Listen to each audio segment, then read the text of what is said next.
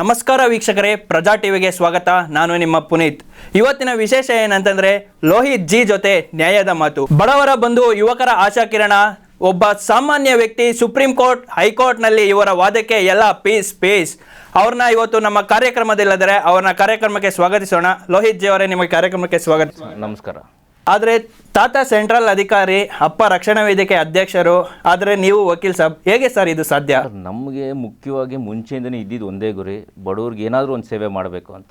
ಅದು ನಾವು ತುಂಬ ಸಾಕಷ್ಟು ಬೇರೆ ಬೇರೆ ಕೆಲಸಗಳನ್ನು ಕೂಡ ನಾವು ಈಗಲೂ ಕೂಡ ರಕ್ಷಣಾ ವೇದಿಕೆಯಲ್ಲೂ ಕೂಡ ಸಾಕಷ್ಟು ಹೋರಾಟಗಳನ್ನ ಮಾಡಿದ್ದೀವಿ. ಬಟ್ ಜನಕ್ಕೆ ನ್ಯಾಯ ಕೊಡಿಸ್ಬೇಕು ಅಂತ ಬಂದಾಗ ಈಗಿನ ಪರಿಸ್ಥಿತಿಯಲ್ಲಿ ಜನಕ್ಕೆ ನಂಬಿಕೆ ಇರೋದೊಂದೇ ಕಾನೂನು ವ್ಯವಸ್ಥೆ. ಆ ಕಾನೂನು ವ್ಯವಸ್ಥೆಯಲ್ಲೇ ಇದ್ದು ಒಂದು ನ್ಯಾಯ ಕೊಡಿಸೋ ಕೆಲಸ ಮಾಡ್ತಾಯಿದ್ದೀವಿ. ಅದಕ್ಕೋಸ್ಕರ ನಾನು ಈ ಒಂದು ಪ್ರೊಫೆಷನ್ನ ಚೂಸ್ ಮಾಡಿದ್ದು.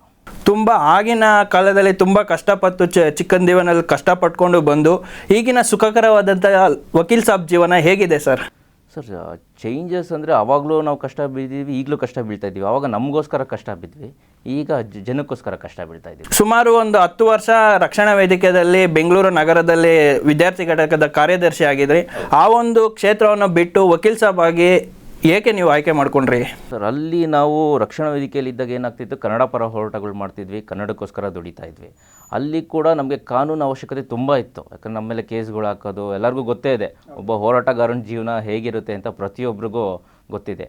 ಆ ಹೋರಾಟಗಾರನ ಜೀವನಕ್ಕೆ ಸ್ಟ್ರೆಂತ್ ಆಗಿದ್ದಿದ್ದು ನಮ್ಮ ಪರವಾಗಿ ತುಂಬ ಅಡ್ವೊಕೇಟ್ಸ್ ನಮಗೆ ಅವಾಗ ಹೆಲ್ಪ್ ಮಾಡಿದ್ದಾರೆ. ಆವಾಗ ನಮಗೆ ಒಂದು ಆಸೆ ಬಂತು, ನಾವು ಕಾನೂನಲ್ಲೂ ಇರೋಣ, ಕಾನೂನಲ್ಲಿದ್ದು ಹೋರಾಟ ಮಾಡೋಣ ಅಂತ ಡಿಸೈಡ್ ಮಾಡಿದ್ದೆ ಈ ಪ್ರೊಫೆಷನ್. ವಕೀಲ್ ಸಾಬ್ ಜೀವನಕ್ಕೆ ಬಂದು ಎಷ್ಟು ವರ್ಷ ಆಯಿತು? ಈಗಿನ ಜೀವನ ವಕೀಲ್ ಸಾಬ್ ಆದಮೇಲೆ ಹೇಗಿದೆ ವಕೀಲ್ ಸಾಬ್ ಜೀವನ? ಸುಮಾರು ಒಂದು 7-8 ವರ್ಷ ಆಗಿದೆ. ಜೀವನ ಏನೂ ಚೇಂಜಸ್ ಇಲ್ಲ. ಏನು ಅಂದರೆ ಬೇರೆಯವ್ರಿಗೇನೋ ಒಂದು ಒಳ್ಳೇದು ಮಾಡ್ತಾ ಇದ್ದೀವಿ ಅನ್ನೋ ಸ್ಯಾಟಿಸ್ಫ್ಯಾಕ್ಷನ್ ಅಂತೂ ಇದೆ. ವಕೀಲ್ ಸಾಬ್ ಜೀವನಕ್ಕೆ ಬಂದಮೇಲೆ ಇದುವರೆಗೂ ಎಷ್ಟು ಕೇಸ್ಗಳನ್ನು ಅಟೆಂಡ್ ಮಾಡಿದ್ದೀರಾ? ಸುಮಾರು ನಮ್ಮ ಆಫೀಸಲ್ಲಿ ನಾನು, ನಮ್ಮ ಸೀನಿಯರ್ಸ್ ಆಗಿರ್ಬೋದು, ನಮ್ಮ ಕೊಲೀಗ್ಸ್ ಆಗಿರ್ಬೋದು, ನಮ್ಮ ಆಫೀಸಲ್ಲಿ ಸುಮಾರು ಒಂದು 300ಕ್ಕೂ ಅತಿ ಹೆಚ್ಚು ಕೇಸ್ಗಳನ್ನ ನಾವು ಮಾಡಿದ್ದೀವಿ. ನಾನು ಕೇಳ್ಪಟ್ಟೆ 300 ಕೇಸ್ಗಳನ್ನು ಗೆದ್ದಿದ್ದೀರಂತೆ ನೀವು? ಹೌದು, ನಮ್ಮ ಆಫೀಸಲ್ಲಿ ಸುಮಾರು 300ಕ್ಕಿಂತ ಹೆಚ್ಚು ಕೇಸಸ್ನ ನಾವು ಗೆದ್ದಿದ್ದೀವಿ. ಅಂದಾಗೇನೆ 300 ಕೇಸ್ಗಳು ಗೆದ್ದಿರತಕ್ಕಂಥ ನೀವು ಒಂದು ಕೇಸ್ ನನಗೆ ಒಂದು ಈ ಫ್ರೇಮ್ನ ನನಗೆ ತಂದುಕೊಡ್ತು, ಈ ನೇಮ್ ತಂದುಕೊಡ್ತು ಅನ್ನೋದಾದರೆ ಒಂದು ಕೇಸ್ ಹೇಳೋದಾದರೆ ಸರ್? ಅದು ಫೇಮ್ ತಂದುಕೊಟ್ಟಿರೋ ಕೇಸ್ ಅನ್ನೋದಕ್ಕಿಂತ ಮುಖ್ಯವಾಗಿ ಕೆಲವೊಂದು ಸಿಚುವೇಷನಲ್ಲಿ ನಿಮಗೆ ಗೊತ್ತಿರ್ಬೋದು, BHEL Bharat heavy electricals limited Yeshwantpur ಬ್ರ್ಯಾಂಚಲ್ಲಿ ಒಂದು ಸಲ ಏನಾಗಿದೆ, ಕನ್ನಡ ರಾಜ್ಯೋತ್ಸವ ಮಾಡೋಕ್ಕೆ ಬಿಡ್ತಿರಲಿಲ್ಲ ಅಲ್ಲಿ ಮ್ಯಾನೇಜ್ಮೆಂಟು. ಅಲ್ಲಿ ಎಂಪ್ಲಾಯೀಸ್ಗಳು ತುಂಬ ಇದು ಮಾಡಿದ್ರು. ಅಲ್ಲಿ ಕನ್ನಡ ಸಂಘ ಕೂಡ ತುಂಬ ಕಷ್ಟ ಬಿದ್ದಿದ್ದಾರೆ. ಬಟ್ ಅಲ್ಲಿ ಮ್ಯಾನೇಜ್ಮೆಂಟ್ ಏನು ಮಾಡಿದ್ರು, ಸುಮಾರು 4 ವರ್ಷದಿಂದ ಯಾವುದೇ ರೀತಿ ಅವ್ರಿಗೆ ಸಹಾಯನೇ ಮಾಡ್ತಿಲ್ಲ, ರಾಜ್ಯೋತ್ಸವ ಮಾಡೋಕ್ಕೆ ಬಿಡ್ತಿಲ್ಲ, ಕನ್ನಡದ ಬಗ್ಗೆ ತುಂಬ ಧೋರಣೆ. ಅಂಥ ಪರಿಸ್ಥಿತಿಯಲ್ಲಿ ನಮ್ಮ ಹತ್ರ ಬಂದರು ಒಂದು ಸಲ. ಆವಾಗ ನಾವೇನು ಮಾಡಿದ್ವಿ, ಹೈಕೋರ್ಟಲ್ಲಿ ಒಂದು ರಿಟ್ ಪಿಟಿಷನ್ ಫೈಲ್ ಮಾಡಿದ್ವಿ. ರಿಟ್ ಪಿಟಿಷನ್ ಫೈಲ್ ಮಾಡಿದ ನಂತರ ಆ ಮ್ಯಾನೇಜ್ಮೆಂಟೇ ಒಪ್ಕೊಳ್ಳುತ್ತೆ, ನಾವು ರಾಜ್ಯೋತ್ಸವ ಮಾಡ್ತೀವಿ ಅಂತೇಳಿ ಕನ್ನಡ ರಾಜ್ಯೋತ್ಸವ ಮಾಡ್ತಾರೆ. ಇದು ನಮಗೆ ಹೆಸರಿಗಿಂತ ಒಂದು ಒಳ್ಳೆ ಸ್ಯಾಟಿಸ್ಫ್ಯಾಕ್ಷನ್ ತಂದುಕೊಟ್ಟಿದ್ದಂಥ ಕೇಸ್ ಇದು. ನೀವು ವಕೀಲ್ ಸಾಬ್ ಜೀವನಕ್ಕೆ ಬರೋಕ್ಕೆ ನಿಮಗೆ ಮುಖ್ಯ ಸ್ಫೂರ್ತಿ ಅನ್ನೋದಾದರೆ ಯಾರು ಸರ್? ಸೊ ಸ್ಫೂರ್ತಿ ಅನ್ನೋದಕ್ಕೆ ನಮಗೆ CH ಹನುಮಂತರಾಯಪ್ಪ ಅಂತ ಹೇಳಿ ನಮ್ಮ ವಕೀಲರು, ಸೀನಿಯರ್ ಕೌನ್ಸಿಲ್ ಅವ್ರ ಜೊತೆಗೆ ಅಂಬೇಡ್ಕರ್ ಆಗಿರ್ಬೋದು, ಮಹಾತ್ಮ ಗಾಂಧಿ ಆಗಿರ್ಬೋದು, ಇವರೇ ನಮಗೆ ಸ್ಫೂರ್ತಿ. ಇವಾಗ ಶಂಕರಪ್ಪ ಸರ್ ಒಟ್ಟಿಗೇನು ನೀವು ಇದ್ದೀರಾ, ಅವ್ರ ಜೊತೆ ನಿಮ್ಮ ಗುರುಗಳಂತಲೇ ಅನ್ಕೊತೀರ. ಅವ್ರ ಜೊತೆಯಲ್ಲಿ ನೀವು ಕೈ ಜೋಡಿಸಿರೋದು ನಿಮ್ಗೆ ಎಷ್ಟು ಖುಷಿ ಇದೆ? ನಮಗೆ ಭಾಳ ಖುಷಿ ಇದೆ. ಶಂಕರಪ್ಪ ಸರ್ ಬಗ್ಗೆ ಎಲ್ಲರಿಗೂ ಗೊತ್ತೇ ಇದೆ. ಅಂಥ ಒಬ್ಬ ಸೀನಿಯರ್ ಕೌನ್ಸಿಲ್ ಕೈಯಲ್ಲಿ ನಾವು ಅಂಡರ್ ಕೆಲಸ ಮಾಡಬೇಕು ಅಂದರೆ ತುಂಬ ನಮ್ಮ ಅದೃಷ್ಟ ಕೂಡ ಒಂದು. ಮತ್ತು ಅವರಿಂದ ತುಂಬ ಕಲ್ತಿದ್ವಿ. ಇನ್ನೊಂದು ವಿಷಯ ನಾನು ಕೇಳ್ಪಟ್ಟೆ, ಬಡವರಿಗೆ ಪಕ್ಕ ಅನ್ಯಾಯ ಆಗಿದೆ ಅಂತಂದರೆ ಅಲ್ಲಿ ನೀವು 1 ರೂಪಾಯಿನೂ ದುಡ್ಡು ತಗೊಳ್ಳದೆ ಫ್ರೀ ಸರ್ವಿಸ್ನ ಕೊಡ್ತೀರಾ, ಏಕೆ ಸರ್ ಇದು? ಇದರಲ್ಲಿ ಏನಾಗುತ್ತೆ ಅಂದರೆ ತುಂಬ ಜನ ನ್ಯಾಯಕ್ಕೋಸ್ಕರ ಓಡಾಡ್ತಿರ್ತಾರೆ. ಅವ್ರಿಗೆ ಈಗ ಕೋರ್ಟ್ ಫೀಸ್ ಕಟ್ಟೋಕ್ಕಾಗಲ್ಲ. ನಿಜವಾಗ್ಲೂ ಅನ್ಯಾಯ ಆಗಿರಬೇಕು ಅವ್ರಿಗೆ. ಸುಮ್ಮನೆ ಬಂದು ಹೇಳಿದ್ರೆ ಆ ಥರ ಮಾಡೋದಿಲ್ಲ. ನಿಜವಾಗ್ಲೂ ಅನ್ಯಾಯ ಆಗಿರಬೇಕು, ನಿಜವಾಗ್ಲೂ ಬಡವರಾಗಿರಬೇಕು. ಅಂಥವ್ರಿಗೆ ನ್ಯಾಯಾಂಗ ವ್ಯವಸ್ಥೆ ಮೇಲೆ ಒಂದು ನಂಬಿಕೆ ಬರಲಿ ಅನ್ನೋ ಒಂದೇ ಕಾರಣಕ್ಕೆ ಯಾರಿಗೂ ತೊಂದರೆ ಆಗಬಾರ್ದು. ಈಗ ಬಡವ್ರ ಜೀವನದಲ್ಲಿ ಅವ್ರಿಗೆ ಫೀಸ್ ಕಟ್ಟೋಕ್ಕೂ ಆಗೋದಿಲ್ಲ. ಅಂಥವ್ರು ತುಂಬ ಎಷ್ಟೋ ಜನ ಸಫರ್ ಪಡ್ತಾ ಇದ್ದಾರೆ. ಆ ಒಂದು ಕಾರಣಕ್ಕೋಸ್ಕರ ನಾವು ಫ್ರೀ ಸರ್ವಿಸ್ ಮಾಡ್ತಾಯಿದ್ವಿ. ಬಟ್ ಆದರೆ ನಿಜವಾಗ್ಲೂ ಅನ್ಯಾಯ ಆಗಿರಬೇಕು. ಕೆಲವರು ಫಾಲ್ಸ್ ಇದು ಮಾಡಿ ಬರ್ತಾರೆ, ಅದು ನಮ್ಮ ಟೀಮು ಎಲ್ಲ ಚೆಕ್ ಮಾಡಿ ಅದನ್ನ ನಾವು ತೊಗೊತೀವಿ. ಅಂದಾಗೇನು ನಾನು ಕೇಳ್ಪಟ್ಟೆ, ನಿಮ್ಮ ಒಂದು ನಗರದಲ್ಲಿ ಒಂದು ಹಬ್ಬ ಥರ ಆಯೋಜಿಸ್ತಿದ್ದಾರೆ ಸುಮಾರು ಒಂದು 40-50 ವರ್ಷದಿಂದನೂ, ಕನ್ನಡ ಹಬ್ಬ ಅಂತ. ಅದನ್ನು ಹೇಗೆ ಸರ್? ಸುಮಾರು ನಮ್ಮ ತಂದೆಯವರು ಒಂದು 40 ವರ್ಷ ಆಯಿತು. ಈಗ ಈ ವರ್ಷ ನೆಕ್ಸ್ಟ್ ವರ್ಷ ಬಂದರೆ ಒಂದು 40ನೇ ವರ್ಷದ ನಾವು ಕನ್ನಡ ಜಾತ್ರೆ ಅಂತ ನಡೆಸ್ತೀವಿ, ಅಣ್ಣಮ್ಮ ಮತ್ತು ಕನ್ನಡ ಜಾತ್ರೆ ಅಂತ.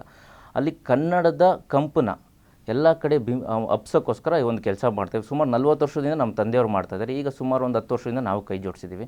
ನಮ್ಮ ಜೊತೆ ಸಾಕಷ್ಟು ಸೆಲೆಬ್ರಿಟಿಗಳು ಕೂಡ ಕೈ ಜೋಡಿಸಿದ್ದಾರೆ.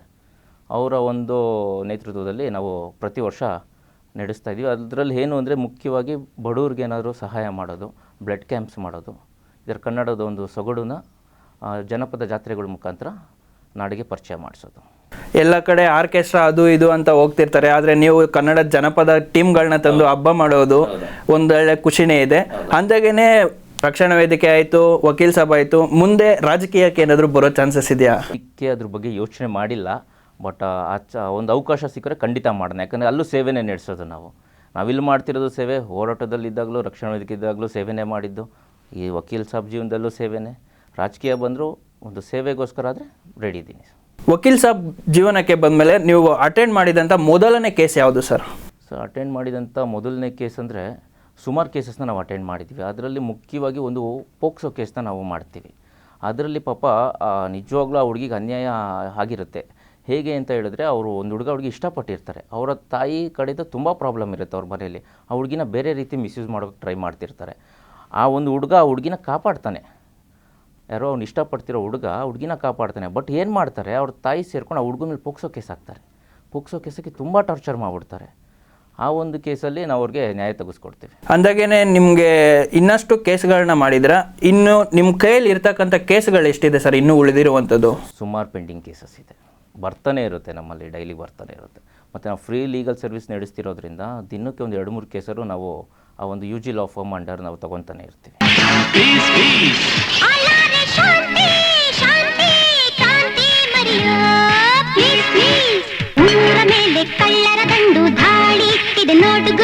ದಂಡದ ಕಳ್ಳರ ದಂಡಿಸುವ ಸಿಡಿಗುಂಡು ನಾ ಸಿಡಿಗುಂಡು.